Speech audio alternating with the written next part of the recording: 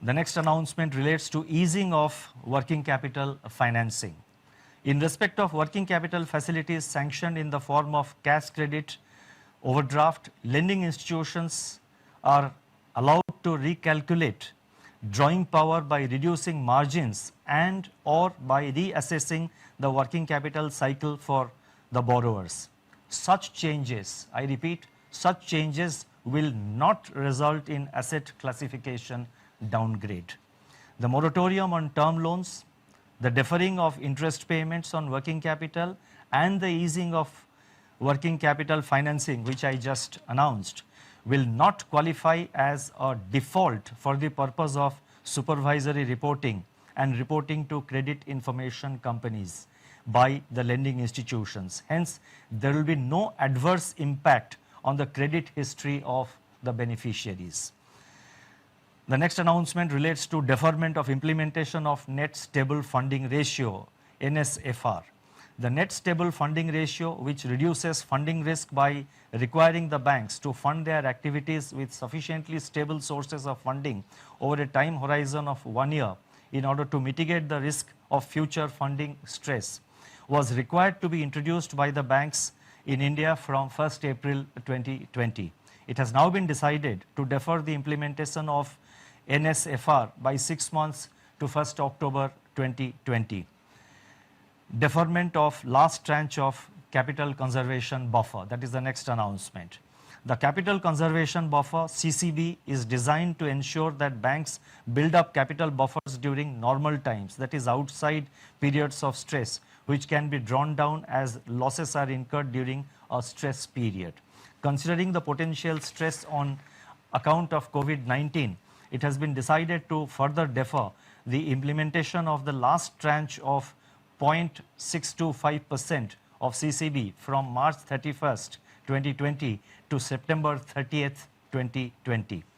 With regard to financial markets, that is the third part of the announcement, we are announcing one measure, and this measure basically assumes importance in the context of the increased volatility of the Indian rupee caused by the impact of COVID-19 on currency markets. And this relates to permitting banks to deal in offshore non-deliverable rupee derivative markets, that is basically offshore rupee NDF markets. The offshore Indian rupee derivative market, that is the non-deliverable forward market, that is NDF market, has been growing rapidly in recent times. At present, Indian banks are not permitted to participate in this market, although they have been widely recognized. The time is apposite to improve efficiency of price discovery.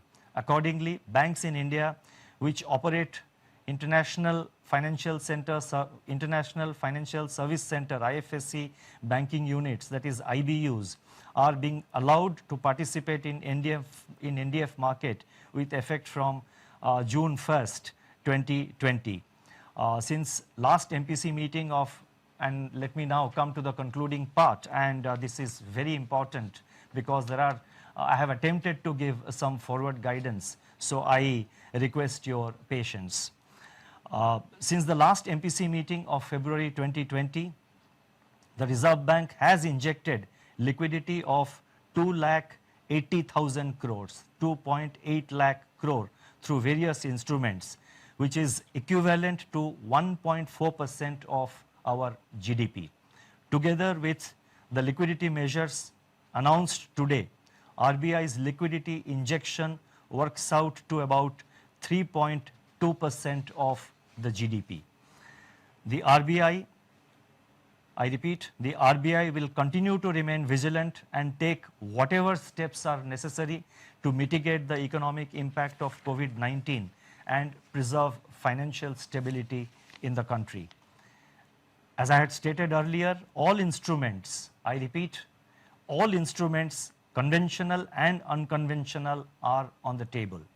Before I conclude, let me reiterate that the Indian banking system is safe and sound. In recent past, COVID-19 related volatility in stock market has impacted share prices of banks as well, resulting in some panic withdrawal of deposits from a few private sector banks. It would be fallacious to link share prices to safety of deposits. As I have mentioned in my earlier interaction with the media, depositors of commercial banks, including private sector banks, need not worry on the safety of their funds. I would therefore urge members of public as well as various public authorities who have deposits in private sector banks not to resort to any panic withdrawal of their funds. Their funds are safe. In conclusion, let me say that in spite of the very challenging environment, I remain optimistic. It is worthwhile bearing in mind that the macroeconomic fundamentals of the Indian economy are sound and in fact stronger than what they were in the aftermath of the global financial crisis of 2008-9. The fiscal deficit and the current account deficit are now much lower. Inflation conditions are relatively benign. And financial volatility measured by change in stock prices from recent peaks and average daily change in exchange rate of the rupee is distinctly lower. COVID-19 is upon us, but this too shall pass. We need to remain careful, take all precautionary measures.